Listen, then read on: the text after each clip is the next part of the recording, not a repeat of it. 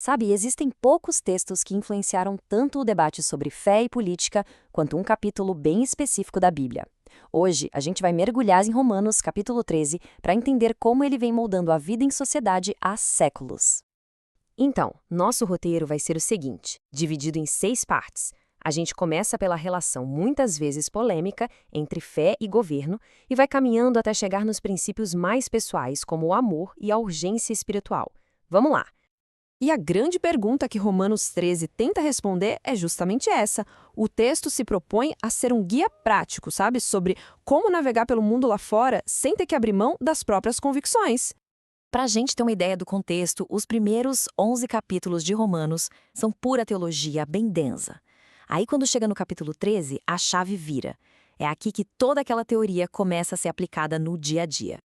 E olha, o texto não perde tempo. Já começa com o tema talvez mais espinhoso de todos. Essa relação super complexa entre a fé e a autoridade do governo. Essa é a frase que abre o capítulo. É uma afirmação bem forte, né? A ideia de que toda e qualquer autoridade aqui na Terra, no fim das contas, tem sua origem em uma fonte divina. Pois é. E aí surge a primeira grande questão, aquela que todo mundo pensa, né? Tá, mas e os líderes corruptos? Os governos injustos? A análise do texto argumenta que a soberania de Deus não é cancelada pelas falhas humanas. E para sustentar esse ponto, a análise busca outros exemplos na própria Bíblia. Pensa só. A Assíria, uma nação super violenta, é chamada de a vara da minha ira. O rei pagão Nabucodonosor é chamado de meu servo. E tem aquela passagem famosa em Daniel que diz que Deus remove reis e estabelece reis. Ok, então tudo isso nos leva a um ponto super importante aqui. É preciso diferenciar, e muito, submissão respeitosa de obediência cega e absoluta. E essa distinção é fundamental.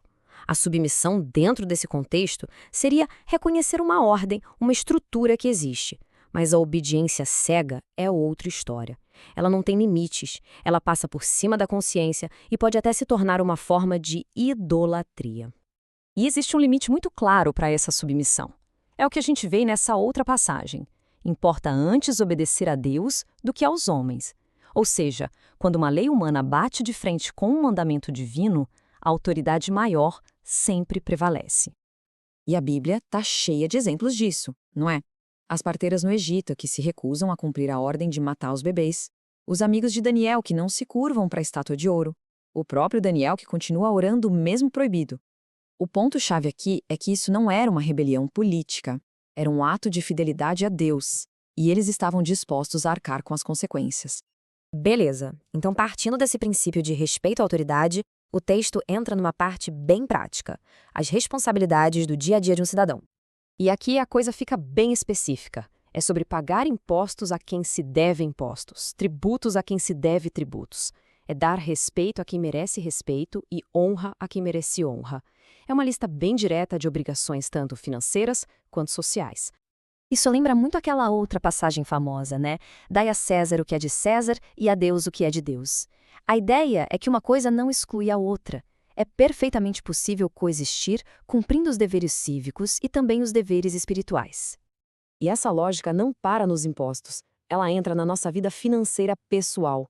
A frase aqui é forte. O jeito que se administra o dinheiro diz tanto sobre a fé quanto o jeito que se ora. A ideia é que uma má gestão financeira, uma vida de dívidas, pode acabar comprometendo a própria mensagem que se quer passar. Muito bem, o texto falou sobre pagar impostos, pagar as contas, mas agora ele vai para um outro nível. Ele vai apresentar a dívida mais importante de todas, que ele chama de a dívida suprema. E que dívida é essa? É a dívida do amor. Pense nela como a única conta que a gente nunca consegue quitar por completo. É uma obrigação contínua, permanente, com todas as pessoas. E a lógica por trás disso é genial. Se o ponto de partida é ame o seu próximo, todos os outros mandamentos acabam sendo cumpridos quase que naturalmente. Porque se alguém ama de verdade, não vai matar, não vai roubar, não vai cobiçar. O amor aqui não é só mais uma regra na lista, ele é o motor que faz todas as outras funcionarem. E para fechar o capítulo, a gente vê uma mudança de tom. Depois de falar tanto de deveres externos, com o governo, com os outros, o foco se vira para dentro, para o estado interior de cada um, e vem com um forte senso de urgência. Olha só essa frase. Já é hora de vos despertardes do sono. É um chamado para ficar alerta, para viver de forma consciente, porque o tempo não para. Ele está passando. E a metáfora que o texto usa é muito visual. É como se fosse preciso despir as obras das trevas, orgias, imoralidade, brigas, e vestir a armadura da luz, ou seja, as virtudes como a dignidade e a paz. É uma escolha ativa, diária. E aí vem o clímax, a instrução final. Revesti-vos do Senhor Jesus Cristo. A ideia aqui é que a mudança real, a vitória sobre os impulsos destrutivos, não vem de uma lista de regras. Ela vem de uma transformação de identidade, de se identificar ativamente com o caráter de Cristo e imitá-lo. No fim das contas, o que Romanos 13 parece dizer é que a fé não é algo privado que fica só dentro de casa. Ela transborda. Ela afeta como interagimos com o governo, como gerenciamos nosso dinheiro, como tratamos as pessoas. E a grande questão que fica, especialmente hoje, é: no mundo tão polarizado, como esses princípios se aplicam?